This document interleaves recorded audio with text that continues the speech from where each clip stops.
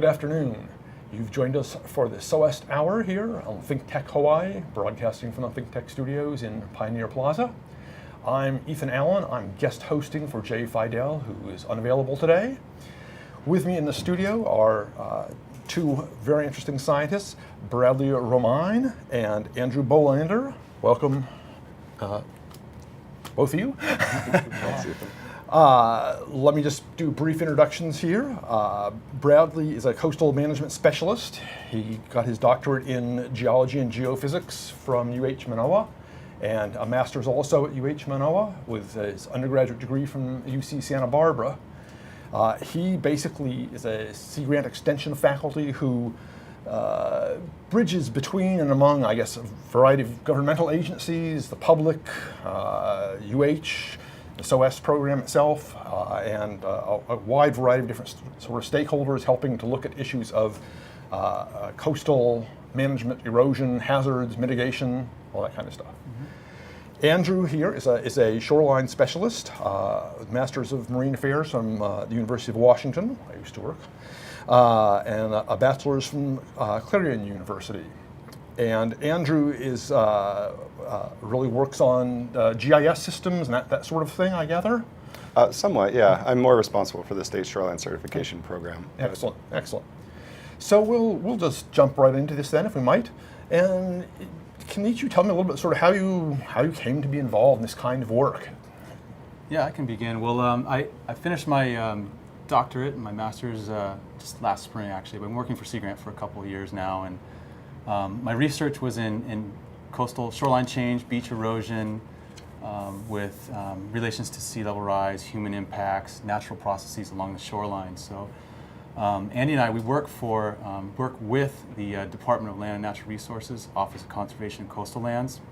It's a cost share agreement between DLNR-OCCL and Sea Grant. So we're actually UH faculty, but we work down at OCCL. We have an office down there advising them on technical, scientific issues to back up their work in beach and shoreline conservation issues.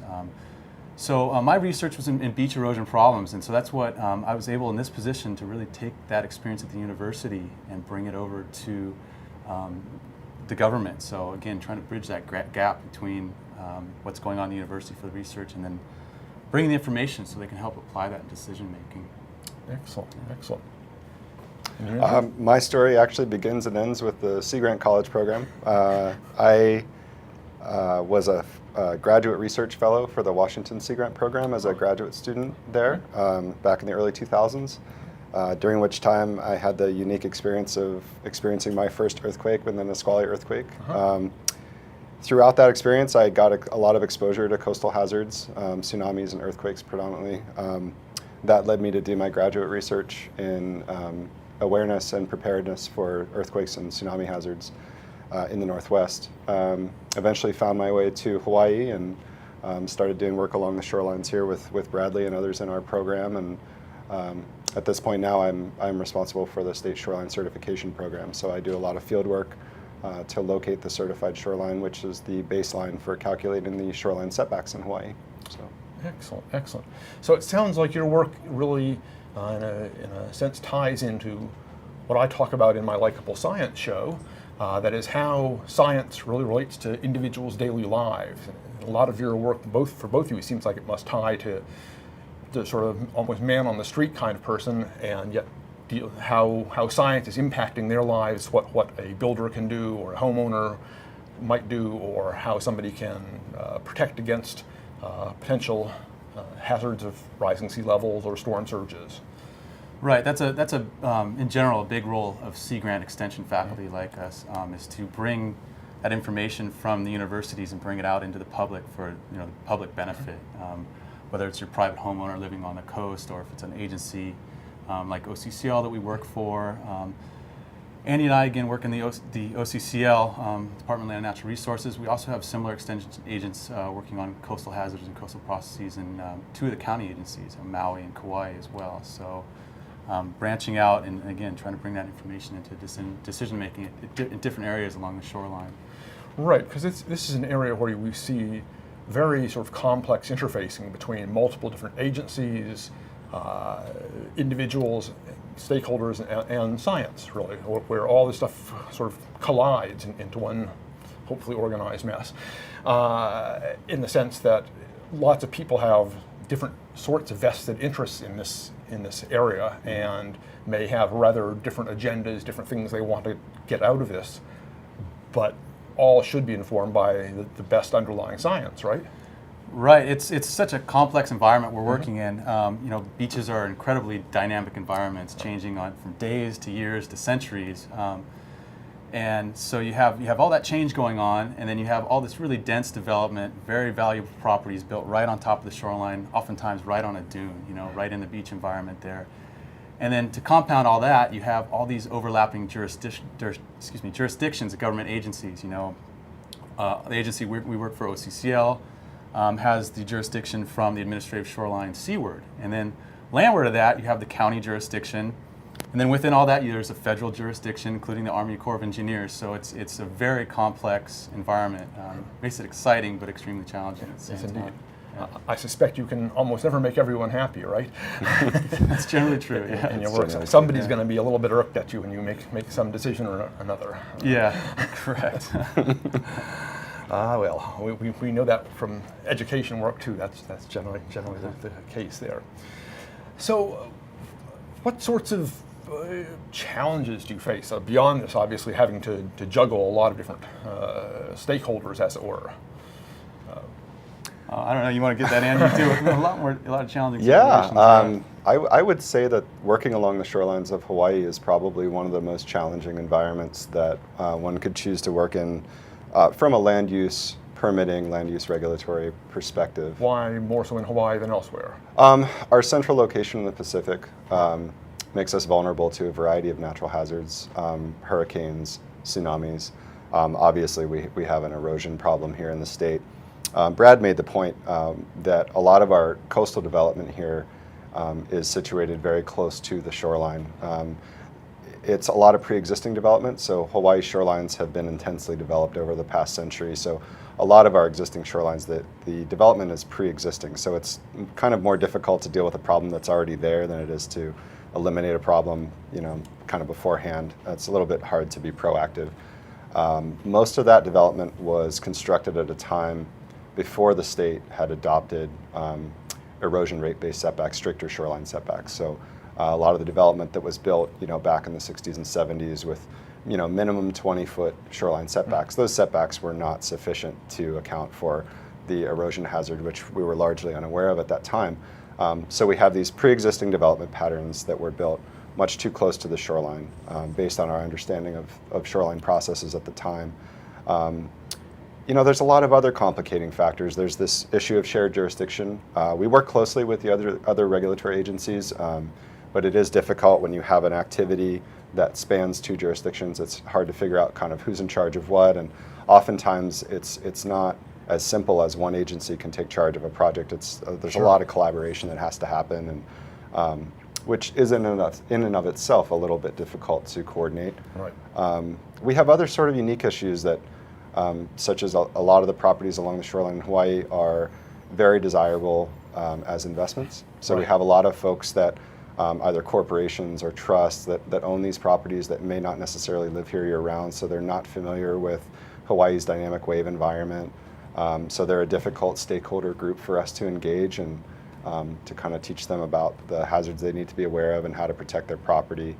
So those are just some of the issues and challenges that we deal with, and just the ongoing aspects of erosion and the hazards that we do face. I mean, it's difficult for us to just pick this development up and move it out of the way and solve the problem, if you will. So True.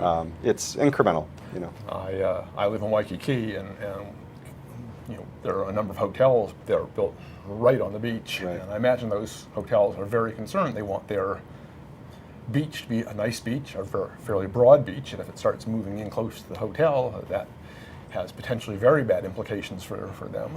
Absolutely. And so they probably push to, I mean, they have done backfills on the beach, basically. There are a number of times and places, and I'm sure there's always more pressure to do some of that from various different groups. Yeah, right. So we have this intense development on the shoreline, these challenging overlapping jurisdictions we both mentioned.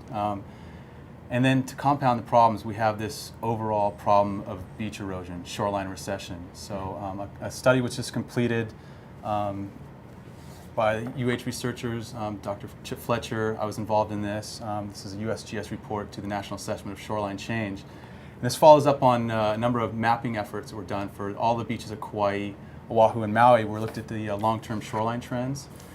And we found with these reports that 70% of our beaches around Oahu, Kauai, and Maui have eroded over the last century. So you've got all these homes that are built, 20, maybe 40 feet from the shoreline, and then a shoreline that has receded on average about 33 feet over the last century. And it's pretty easy to picture how we're all of a sudden now, for the last few decades, we're running into all these situations where these homes are now threatened by erosion, and we get into these particular situations where, of property loss and wave inundation. Absolutely. I mean, we saw some of this on the North Shore, but I work out on some of the smaller islands out in Micronesia and see sort of the worst case of this, where people there can point to areas of the ocean and say, oh yes, this used to be my taro patch here, but it's now underwater and not available at all to them really in terms of their land.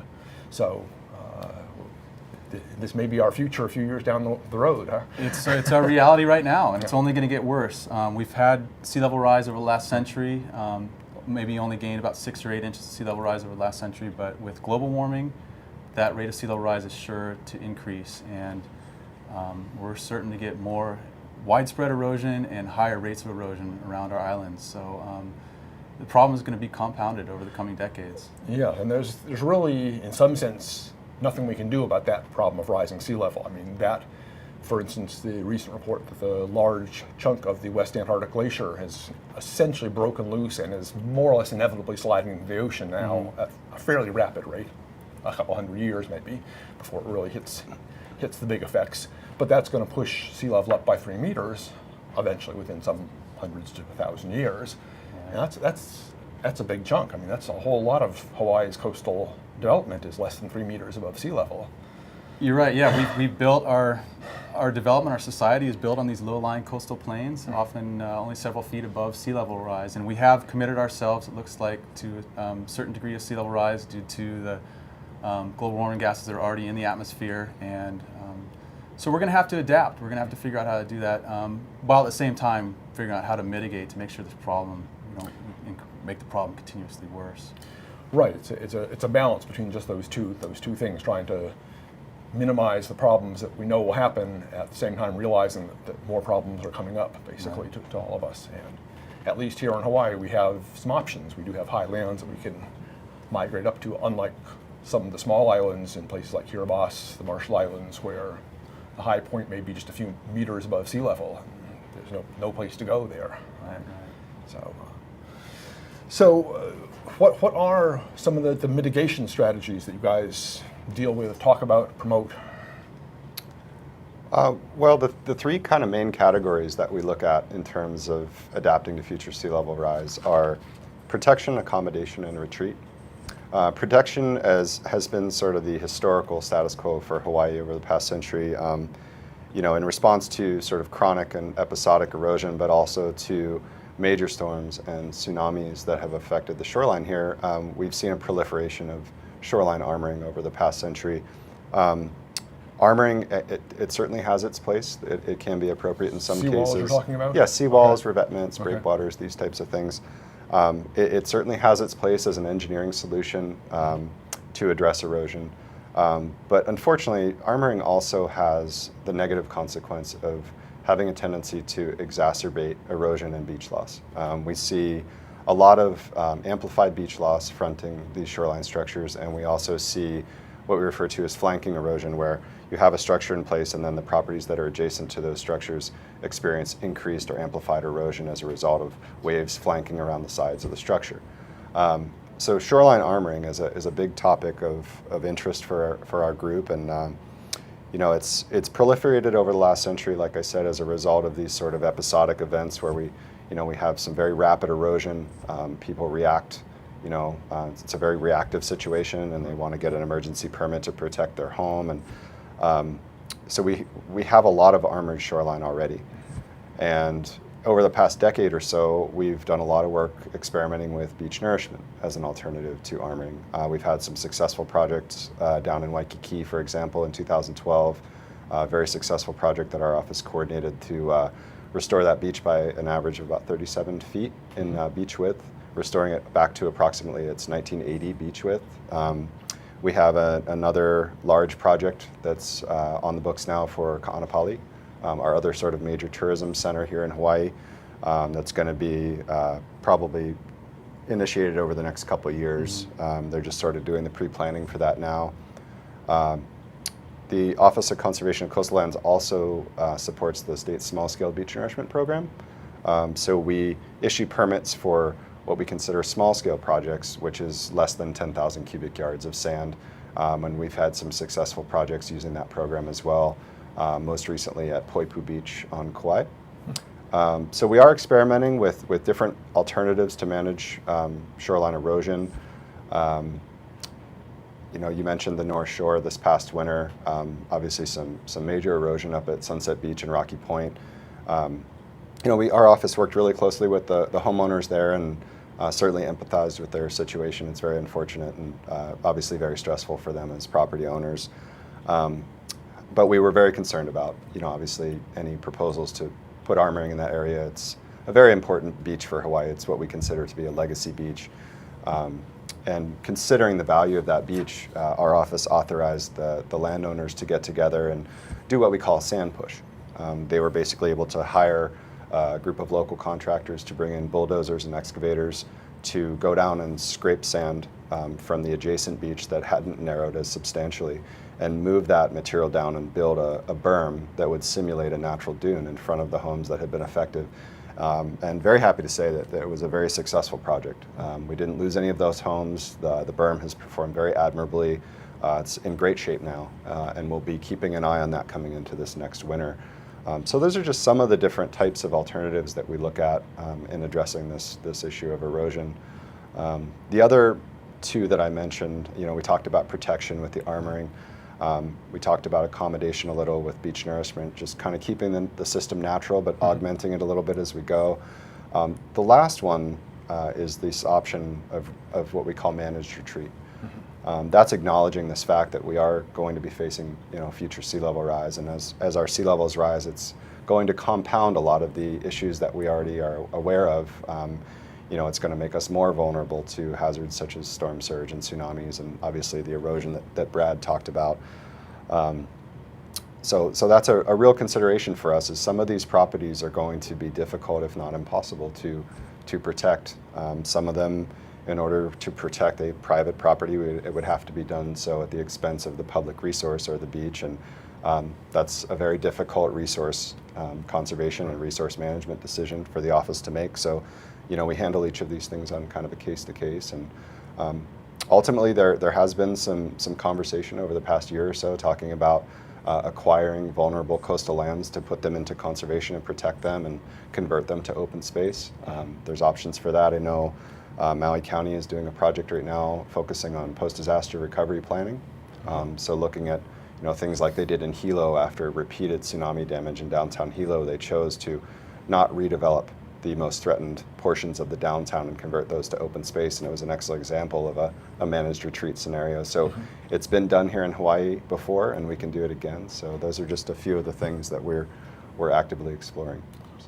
Well, excellent. That sounds like you guys are on top of the challenges here. Hands full. Yeah, we need to find alternatives. Andy mentioned the proliferation of seawalls, coastal armoring around our beaches, and historically that was the response to an erosion problem, was to protect the property, but all too often it was at the expense of the beach. And we lost 13 miles of beaches around Hawaii, at least, over the last century. So we need to look at all these alternatives that he mentioned if we want to maintain that public access, which is a right for people in Hawaii. Yeah. Absolutely. Yeah. Beach is a public good, as it were, and needs to be maintained. Excellent. We're going to take a little break here. We're talking about managing Hawaii's coast here on the SOEST Hour. I'm your guest host today, Ethan Allen.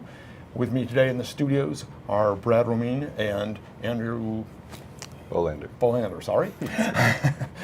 We'll be right back. Hello, I'm Martin Despang, and I'm the host together with the one and only Ali Yamashita, and our show is called Urban Transcendence. And Urban Transcendence is about identifying where we have a unique situation of a vibrant city in one of the most beautiful natural environments. So how these two can coincide, sometimes conflict, how they could find reciprocity in the 21st century is what we're excited about. And we're planning on bringing in a diverse body of guests, both from the arts and the science and the established and the wise and the emerging generation. So hope you will join us. We'll always be on Thursdays from 1 to 2 p.m. Thank you very much. I'm Hong Jiang, host for Asia in Review on Tuesdays.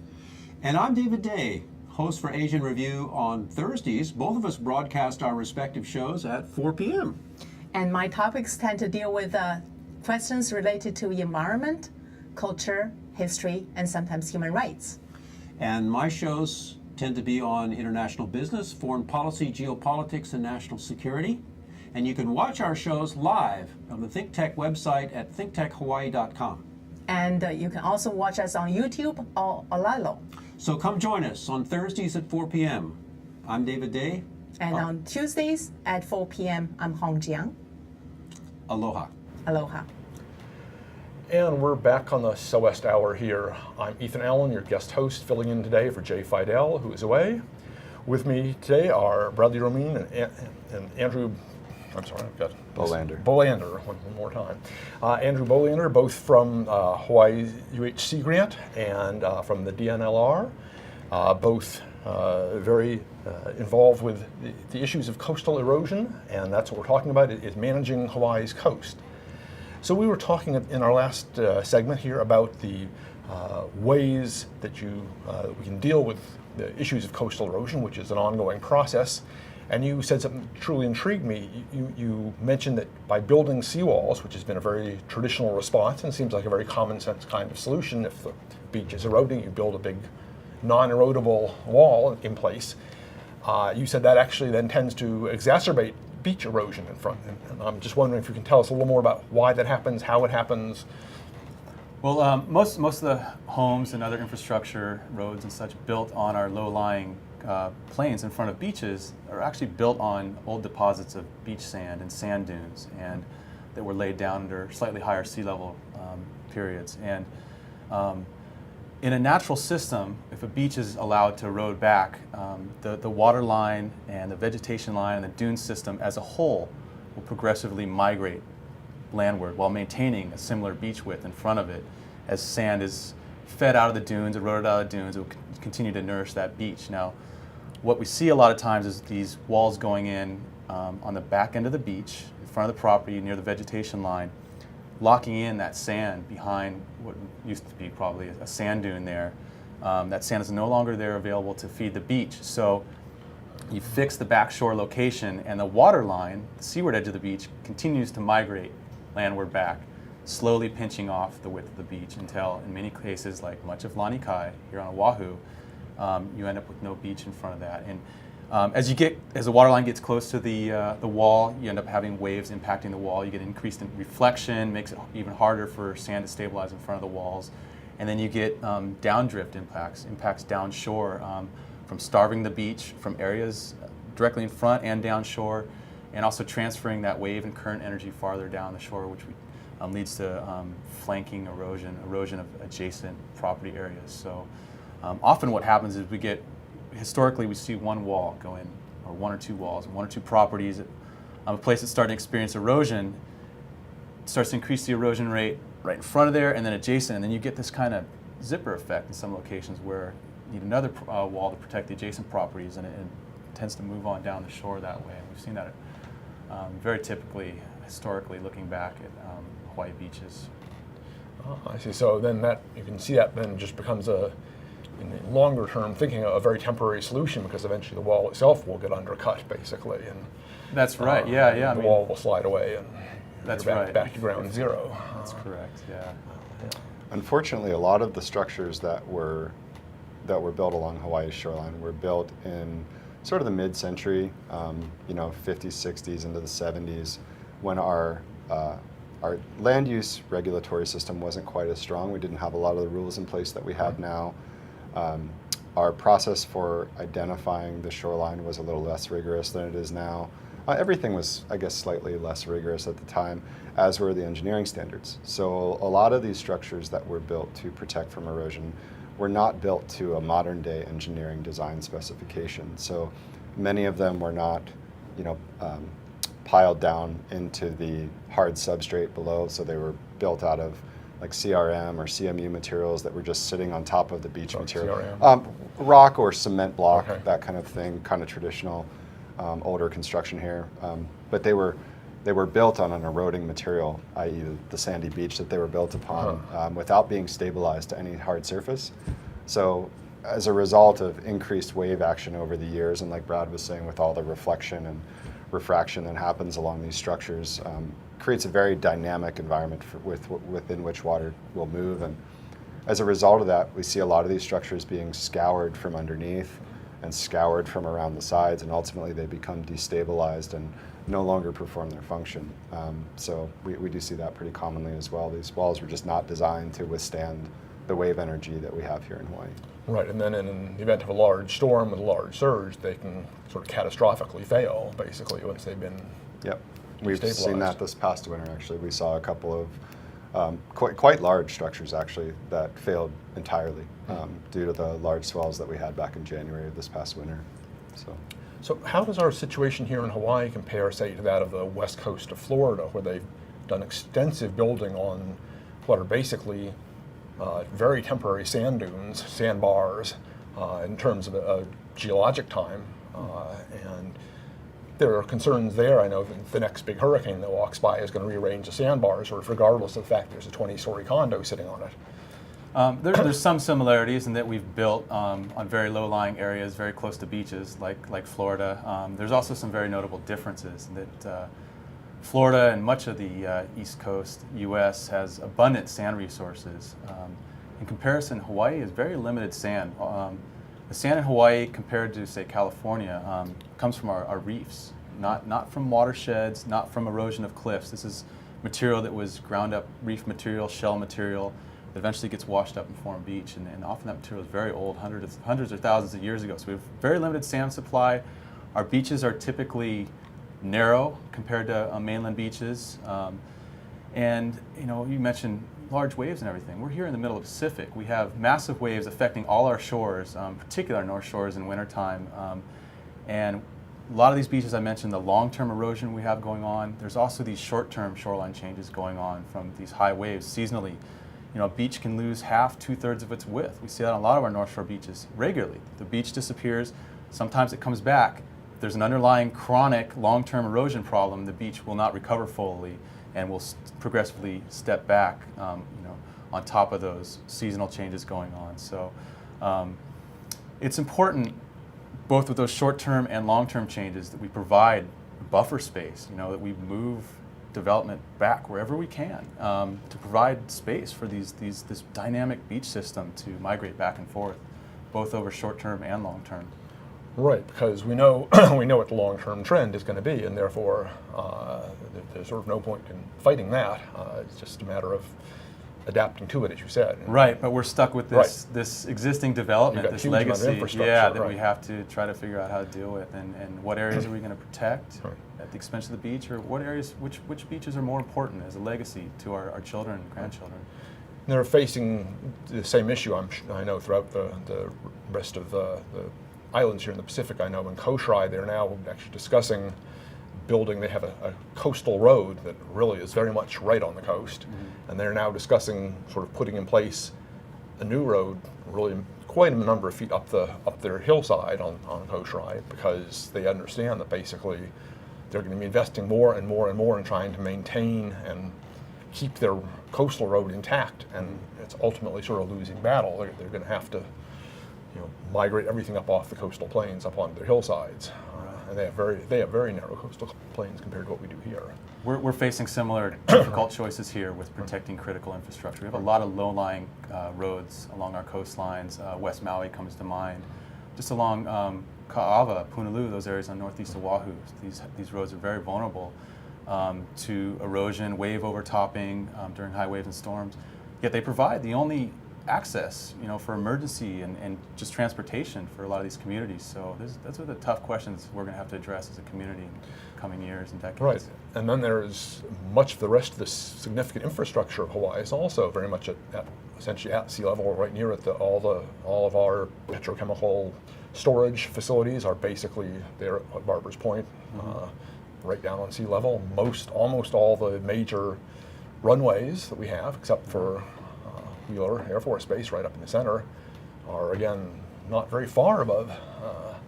Right. Look at our critical economic sectors. Tourism and military. That Waikiki's built a few feet above sea level. Chip Fletcher's projections of what happens with a 1 meter sea level rise, and you look at a map of Waikiki, and it's vastly different. You mentioned our industrial infrastructure. Look at Barbers Point. It's just a several meters or several feet above sea level rise. Look at all the Department of Defense facilities in Pearl Harbor and Kaneohe Bay, very low lying. So we're facing some serious challenges if these higher end sea level rise projections come true. And it looks like from that study that you mentioned about the West Antarctic ice shelf, we're facing probably some of the higher ends of a lot of the projections, like the IPCC report that came out. Yeah, it looks like it, and therefore this makes your work all the more critical, is that people understand just what we're facing, what the probable timescales are, and can make timely and rational decisions about sort of when do you try to protect your sea coast, what do you do to mitigate it, and when do you strategically retreat and give it over. I'd like to add on to what Brad was saying. Sure. And mention a project that was done by UH Grant through funding provided by our Coastal Storms program. This work was completed in the last year. It's, I believe, kind of in production right now. They're finishing up the publications now, but it was a sea level rise study for Honolulu, looking specifically at wave run-up, flow, and velocity from a Category 5 hurricane, which is kind of our worst case scenario event here, looking at 10 different tsunami scenarios, 5 modeled scenarios based off of historical tsunamis that have happened here in the past, and 5 sort of hypothetical best to worst case events, and also looking at the contribution from riverine flooding from a 500-year flood event. And the results were pretty astounding. This was for the urban downtown Honolulu corridor out to the airport and Pearl Harbor, including Pearl Harbor in that area. And the results were pretty astounding. Run-up heights, surge heights much higher than we expected, and we're hoping that research will inform Department of Civil Defense Agency as they update their tsunami evacuation maps and things like that. But so we're just on this edge now of starting to look at, some of the activities that we already do with hazard mitigation planning and ocean resources management planning, and looking at alternatives for coastal erosion, and starting to tack on this additional sea level rise buffer, and started looking out into the future of what do these scenarios look like with an additional 1 meter of sea level rise. And the results hopefully are going to encourage the decision makers to integrate this information into their planning processes to help us be better prepared for these kind of events in the future. Right, because you can't just look and say, let's look at last year and next year. When you're talking about building significant infrastructure, you're talking about next decade, 2 decades, 5 decades down the road. And by that point, yes, then even a small, slow sea level rise begins to have a large impact on what you do. The U.S. Army Corps of Engineers is kind of on the leading edge of this, actually integrating the sea level rise data into their construction projects. They've developed what they call the sea level rise calculator. It's available on their website, and they're using these probabilistic sea level rise curves in layman's terms, it's basically a best case scenario, medium scenario, and worst case scenario. And they can plug that information, those probabilistic curves, into this calculator, and based on the year of construction and the life expectancy of the structure, whether it be a revetment or a breakwater or whatever they're building, port infrastructure, things like that the Army Corps does, they will use that information to figure out what the sea level rise projection is for the area that they're working in, and they will adjust their construction design specifications to meet that scenario. So they're already integrating this stuff into their planning projects. Well, good. It's great to see this kind of work being applied then, and people making use of, of just the kind of work that you guys are doing, and it sounds like the word is getting out. So the word does seem to be getting out. In fact, today there was an exciting announcement. The Hawaii Climate Adaptation Initiative Act was signed into law today by the governor, and so this plan will be starting to address climate change and sea level rise in particular, to develop a vulnerability assessment and report looking at the sea level rise challenges we're just facing out to 2050 and beyond. So yeah, our politicians are certainly becoming aware of it, starting to wake up to it, and we're starting to shift into the phase where we're going to really start tackling some of these tough questions for adaptation and our vulnerabilities. Excellent. And when we come back, we're going to talk a little bit more about some of those strategies to really deal with this. Great. We're going to take a brief break right now. You're watching the SOWEST Hour. I'm your host, Ethan Allen, and here with me today has been Andrew and Bradley, our geologists, geophysicists, working with the Department of Natural Resources and Land and UHC grant, and we'll be right back. I'm Jay Fidel. That's Sharon Moriwaki of the Hawaii Energy Policy Forum. And every Wednesday we have Hawaii, the State of Clean Energy. We've been doing it for some time now, and we have some fantastic guests on there, unbelievable guests who give us insight into what is going on in a very complex, sometimes very confusing, sometimes very disappointing area of progress in the state. So we love doing this. We love meeting them. We love talking to them. We love having their ideas out on the table. So maybe, just maybe, we can all make some sense of what's going on. Sharon, what do you think? I think that's absolutely correct. We enjoy ourselves meeting with all these people and hearing about the energy and the state of clean energy, and hopefully we advance clean energy for the state. So it's terrific. Join us. Okay, it's every Wednesday. Okay, Wednesday is Energy Day. Every Wednesday, 4 to 5 p.m. Hawaii, the State of Clean Energy, here on ThinkTech Hawaii. We'll see you there. I'm Jay. And you're back here on the SOWEST Hour. I'm your host, guest host Ethan Allen, substituting for Jay Fidel, who is not here today. With me today are two wonderful geophysicists, geologist types, Andrew and Bradley from the Hawaii Sea Grant program and the Department of Land and Natural Resources. And we've been talking about managing Hawaii's coasts. So we're all sort of agreed now that the sea level is happening. It's moving ahead. It's probably accelerating, and there's no real end to that process in sight. We've talked about the traditional measures of protection, trying to build seawalls and breakwaters and such, and seeing the downsides to those.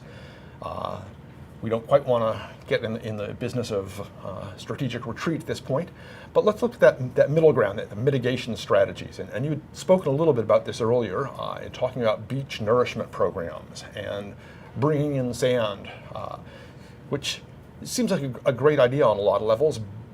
But for one, sand can just wash right back out, and for two, depending on where you get the sand, you may just be causing more problems somewhere else, right?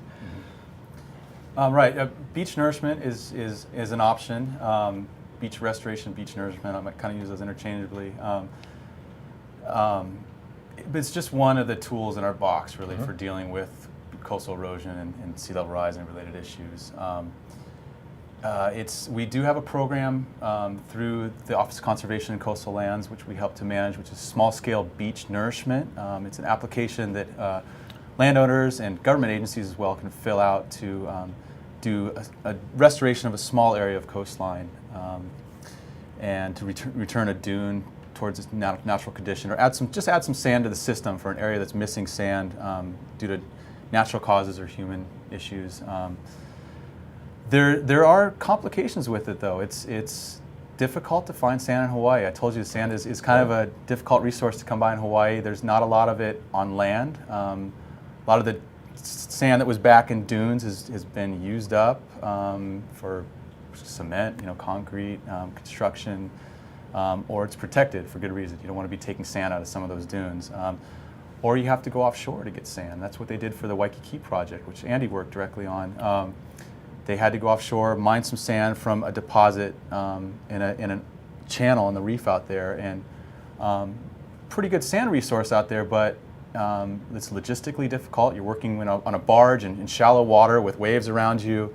It's also extremely expensive to mobilize all this equipment and pump the sand in from offshore. So realistically, it's again just one of the options in our toolbox of trying to deal with erosion, but it really gets implemented the most where it makes economic sense and where it's logistically feasible, where we can get a good sand resource to use. That's not going to, we're not going to deplete another area. We're not going to take sand from another beach.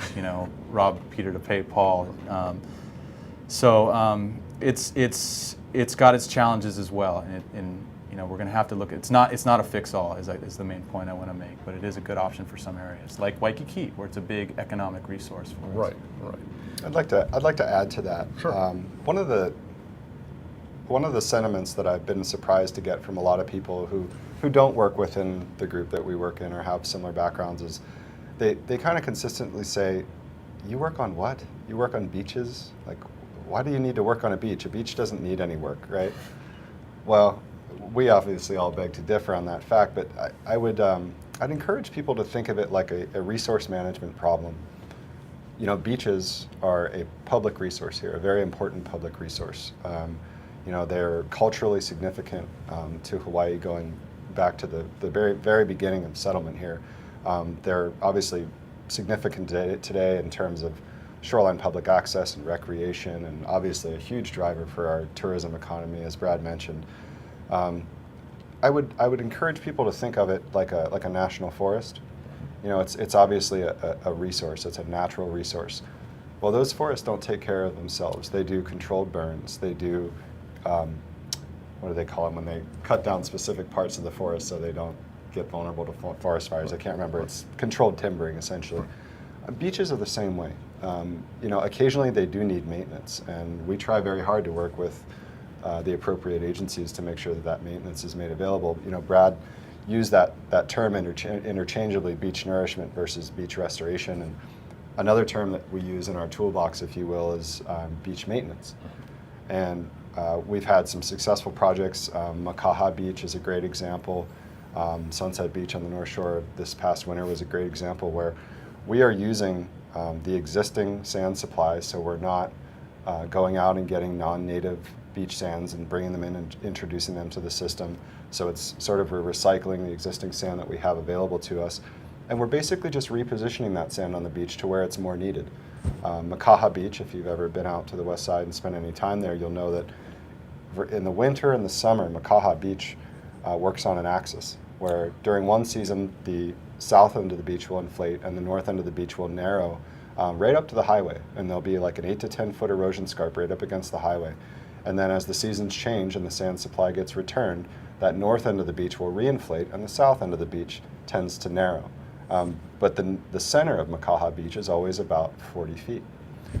Doesn't change that much. It's just this kind of pendulum. And this happens seasonally every year, and as a result, the city and county of Honolulu goes out and they do what we call beach scraping. So they'll go to the inflated side of the beach where we have a surplus of sand, and they'll use bulldozers to move that sand up to the deflated portion of the beach to create an equilibrium that otherwise wouldn't be there. So we have opportunities to do things like that as well, and that's precisely what happened at Sunset Beach this winter.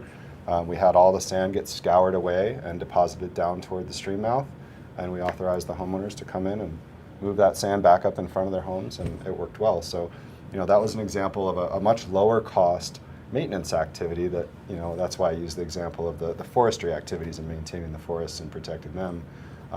It's not all $1 million beach nourishment projects. A lot of this stuff is just sort of routine maintenance. But I add to that, that we're, in those kind of situations, we're using our knowledge of how those beach systems work. Andy, explained how Makaha changes seasonally. So we try to work with that, work with nature a little bit and just bring the sand back to where we know it's going to go back to eventually, with the seasons. So we're not trying to manipulate the system too much there. Right, exactly. And that same business in terms of managing forests is they try to find the natural fire cycle and introduce burns at about that kind of level, and not protect against all burns forever until they get a huge conflagration. Right. And again, the same issues apply. forests might take care of themselves given no human pressures, but given human pressures, they won't. People come in and log them and do other things. And same with the beaches. They'll build on them. They'll dig them out for harbors, et cetera, et cetera. And that comes back to my original point, which I feel having our work focused so much on beaches, I do get a sense that people don't have an inherent understanding of the value of a beach. They don't look at it as a dynamic public resource. It's a beach, it's there, it's always been there, why wouldn't it always be there? It's not really, I would say it's not valued the same way, either economically or intrinsically. However people value things, it seems that it's a smaller group of us that really understand the value of these things, not just from the recreational side, but as storm buffers. Right. So yeah, it's an interesting resource management challenge to overcome. It is, and you want to certainly not see the situation as has happened now, for instance, in West Virginia, where they mine mountains by literally knocking the tops off of mountains, pushing that down into the valleys, which destroys valleys, mining out the top of the mountain, leaving a wasteland there, basically. Not to mention they're taking out coal, which is one of the leading contributors to our greenhouse gases. Yeah. Exactly, which is causing sea level rise. Circle is complete.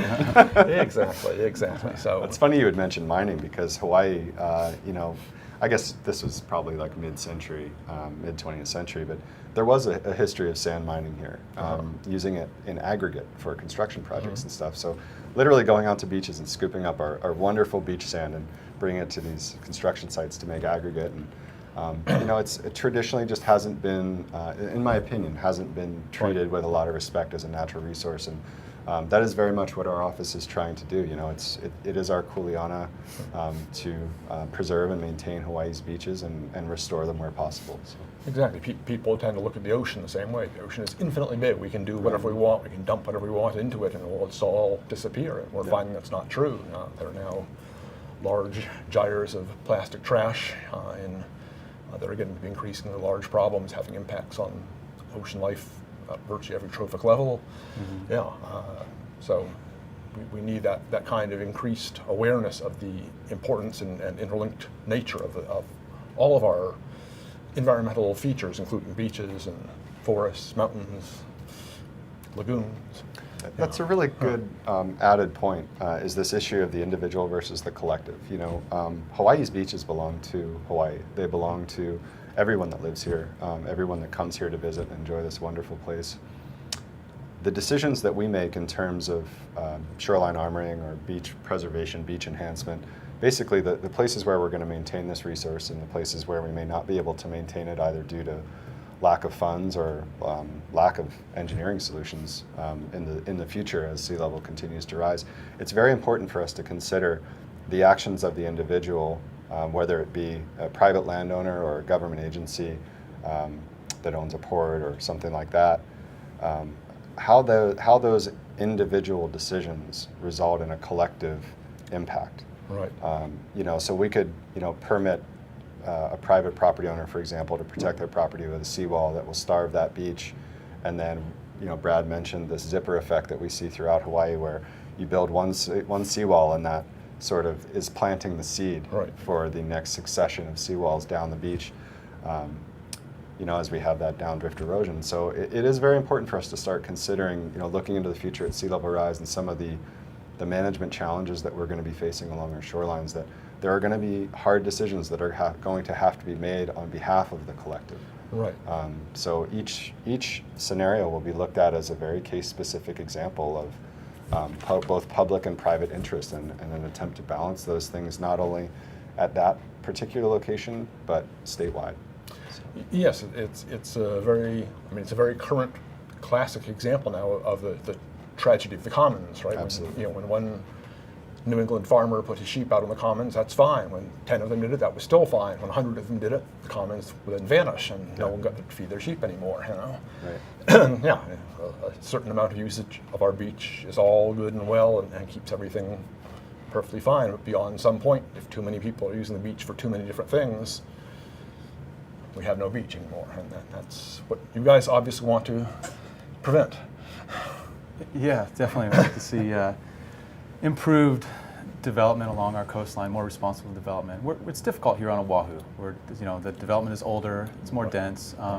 Kauai and Maui, they have a little better opportunity to, they have a little more undeveloped coastlines, and they've gone to using historical erosion rates, using the mapping study I mentioned earlier, where they're mapping historical erosion trends, and taking those rates and using them as a multiplier to determine how close a building should be sited next to the shoreline. So if a beach is eroding at a foot per year, they use a multiplier of 50 or 70 years plus another added buffer of 40 feet. So they use that as a multiplier to figure out what's a safe distance over the lifespan of that building to build from the shoreline.